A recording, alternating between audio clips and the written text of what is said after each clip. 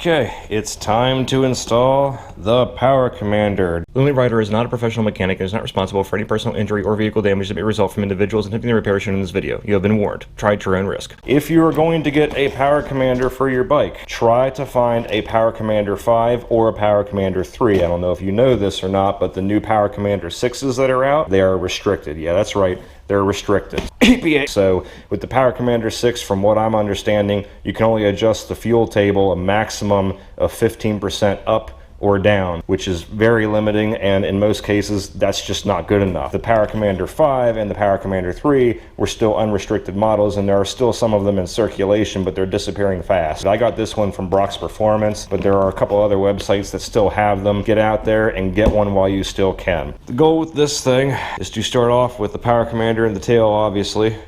Wrap the cable down along the left side of the bike. Try to get it down around the battery somehow. Come up through here. You'll notice there are two sets of injectors, okay? A primary and a secondary, or in this case, an upper and a lower. The Power Commander hooks into the lower injectors, not the upper ones, the lower injectors. And then on this side, there's also gonna be a hookup to hook into the TPS right there as well. And then you're gonna notice that you have a whole bunch of plugs here. So your pattern is gonna be going from left to right, from kickstand side over. It's going to be, of course, injector 1, injector 2, injector 3, injector 4, and then the TPS. So now it's just a matter of threading the needle. Gonna have to move this big hulking thing here out of the way for a moment.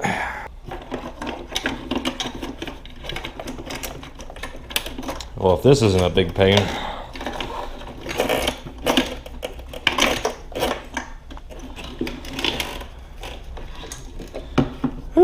All right, first part done. Now I'm gonna try to thread this right underneath this plastic right here. Come on. Aha, gotcha. And then again, this is gonna go to the negative, so it's gonna have to be right there. This is gonna be covered up by the panel that we're gonna put on in the seat, so don't worry about that. Come around here, underneath here, and then now we're gonna hook up everything. Now again, this is the TPS. So this goes on the TPS side, the throttle side of the bike. TPS stands for throttle position sensor. So that's going to go all the way over there on that side. This is going to be injector number 1. The next one in the row is going to be injector number 2, and so on and so forth on down the line. Okay, now I'm not going to bother recording me hooking up all 4 of these injectors because the process is the same between them. I'm just going to show you doing this one over here on the kickstand side. I'm going to show you doing that one, then you can do all the rest, and then we'll do the TPS over there. The way they have these injectors mounted, there is a plastic tab that you're supposed to push down. See that? The problem is the tab is not on the underside. The tab is actually up there. So what you have to do is you have to get in there with a flat tip screwdriver and get between the fuel rail and the plastic tab, which is harder than it sounds, like that.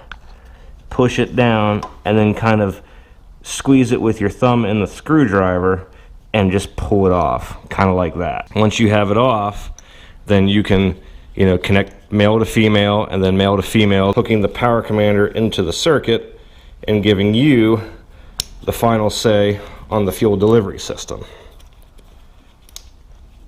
Like that. And then now the Power Commander is in control. Do that for the rest of them. Okay, that's all the injectors hooked up. The 2 in the middle, as suspected, were the hardest to get to, but honestly, it wasn't that bad. It didn't take me that long. I could have used probably a shorter screwdriver, so if you have a smaller screwdriver, it'll make it a little easier for you getting in there to push those clips down, but it honestly wasn't that bad. We have the TPS here, and we have our TPS connector. So there's a plastic clip on top here. Right there, that gets pushed down. So you gotta push that down and then pull this off.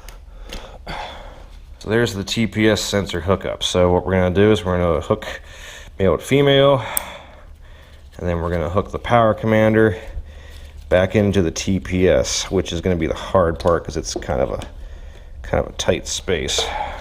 Get it kind of started, and then use the screwdriver to help you to just push it up on. You gotta make sure it clicks. Now we just got to hook it up to the negative battery terminal. All right. They also send you some Velcro that you can put on and then stick it down in the compartment of the bike somewhere. Okay, power commander's hooked up. Now we're going to go ahead and install our new air filter while we got the gas tank up. The airbox lid is easy. It's literally just a matter of these Phillips head screws all the way around. Just take all those off. Don't forget to get the screw that's in the middle. The ones up front have these little plastic holders to keep the screws in place. The back ones do not, so I always take those out just so I don't drop them down inside the bike. There we go. It actually doesn't look too bad. It's a little bit dirty, but I just like knowing I have a new filter anyway. Here is the new filter. So these are obviously not the stock trumpets. These are some, looks like some CNC machined trumpets from Factory Pro. Yeah, I'm not sure what size they are. I have to measure them, but I don't like that because I like starting from a baseline of 0 with the stock setup. And normally the stock trumpets on this bike, you'll normally see like 2 really short stacks on the outer 2 cylinders and then taller stacks on the center 2 cylinders. And the reason why manufacturers do that is because that gives you a pretty broad range of power throughout the whole curve. You know, the longer gives you power at one area of the curve, the shorter the other. And so with a combination of 2 cylinders with one type and 2 cylinders with the other type, it kind of helps to give you power in the whole curve.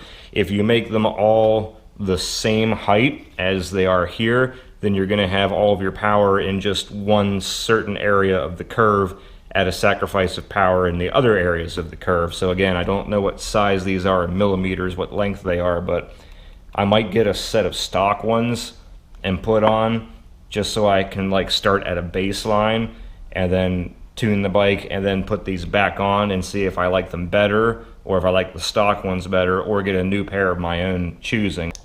Okay, we got our new air filter in. Now last but not least, we have to put our block off plates over the reed valves and disable the power system. Alternately, if you didn't want to do that, you could just block that hole right there. That hole is what feeds the entire power system. So if you just wanted to put a plug down in there and forget all that, that would essentially achieve the same effect. But I want to actually get rid of all that hardware and put the plates on, so I have to actually take this airbox the rest of the way off. First things first, you want to unhook the sensor right here. Then you're going to want to pull this hose off, and you're also going to want to put off this hose, and you also have to take off that hose right there. And then get a Phillips tip screwdriver, unloosen the clamp on this side. This clamp actually clamps both of these, so you only have to loosen one screw on either side to unloosen all 4 of the clamps and pull the airbox the rest of the way off. There she is, that annoying power system. Now before we get started in here, I went ahead and put something over top my throttle body so I don't get any dirt or junk down in there. And there's a little bit of road debris down inside the top of the engine, which is not uncommon. So I'm going to get out my little shop vac real quick. I'm going to vacuum all this up real quick before I start taking stuff apart.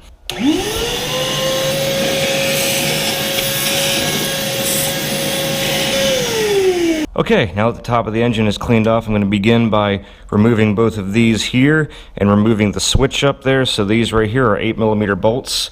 Looks like the front 2 will be easy. The ones in the back, I might have to get an actual wrench to get to them.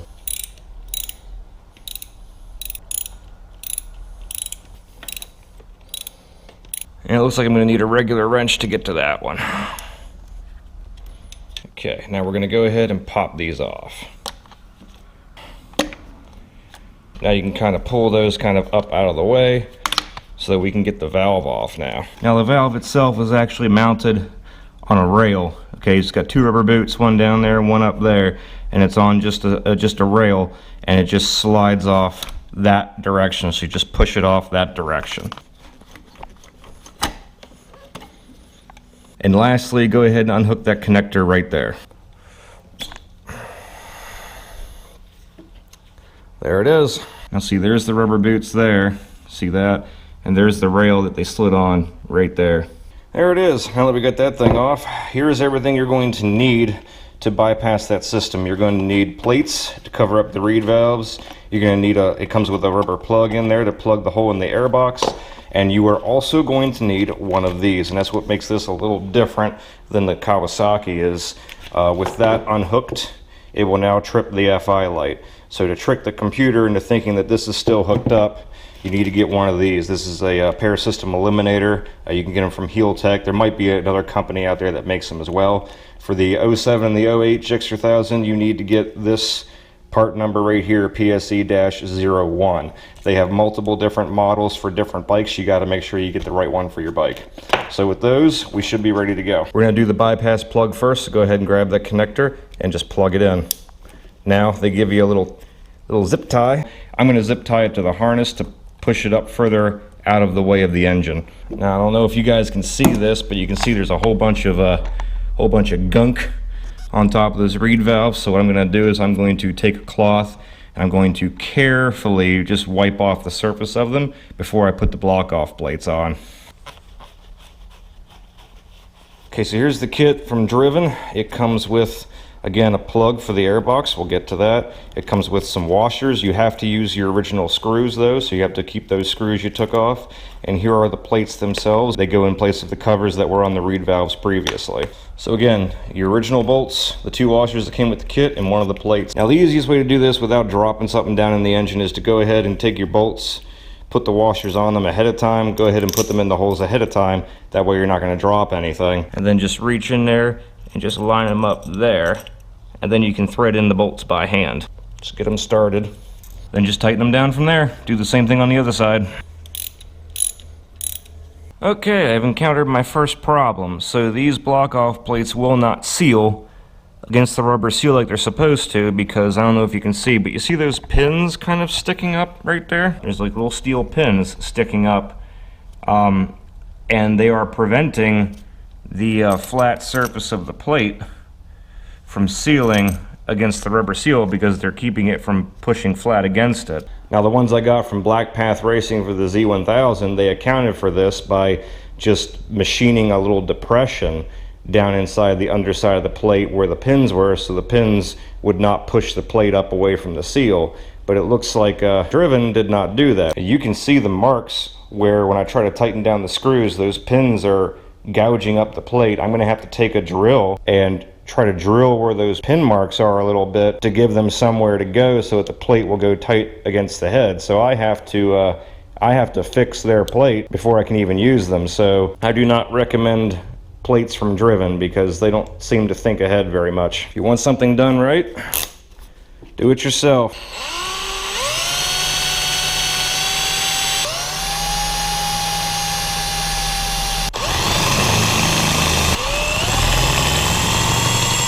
That should be deep enough. Thanks for nothing, guys. And that one appears to be sealing all the way around pretty good, so now I just gotta do the same thing with the other side, and then I'll be ready to move on. Much better. See how much more clean and open it looks without all that crap in the way? Now I'm gonna take advantage of the opportunity while I've got all this apart. I'm gonna go ahead and pull the coils out, and I'm gonna change all of my spark plugs. Now the dealership I bought this bike from said they already tried changing the spark plugs, and it's not that I don't trust anybody, it's just that I don't trust anybody. I'm gonna put in the Iridium spark plugs. I love these things. I've used them on my last 3 motorcycles, especially if, like me, you like to run your bikes on a richer mixture for more power. You're definitely gonna want these because a richer mixture has a tendency to foul up spark plugs, and the Iridium spark plugs are foul resistant, so they can handle a richer mixture for a longer time without having a failure. So we're going to start by unhooking each coil pack. It's not really necessary to number these because you can tell the way the wire harness is made that they come out of the main line in sequence. So it would be really hard for you to get them screwed up. So I'm just going to unhook them, pull the coils out, pull the spark plugs out, and replace them. Plugs just unhook. The coils just pull up out, but you might have to pull pretty hard. Okay guys, for some reason the 2 coil packs in the middle I was able to get out, but the 2 on the outside I literally could not break them loose, and I was yanking for all I was worth. I thought I was a man until today. So what I'm going to do is I'm going to take this small crowbar that I've got, I'm going to put it underneath, just underneath the plastic connector, okay, up against the head cover, and while I pull with my left hand, I'm going to carefully push up with the crowbar. Oh, got it. Okay, and for these spark plugs, you are going to need a 5/8 spark plug socket.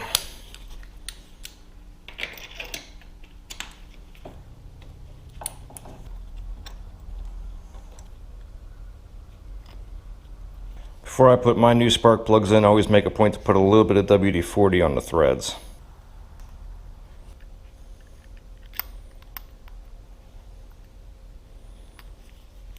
Now for this last one over here, this extension is too long, and this extension is too short. Remember when I said one of these swivel tips really saves your life?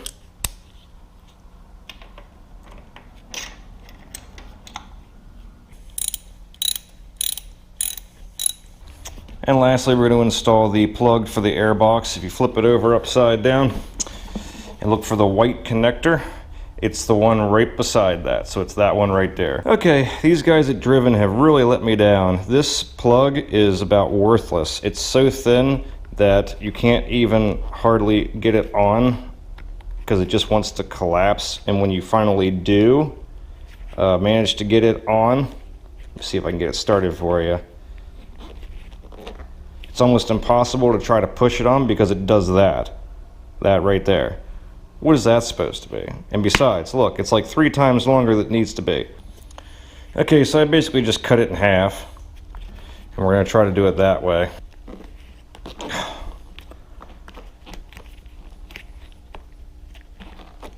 So I stole one of the clamps off of the pair system that I removed, and now I'm going to put it on here.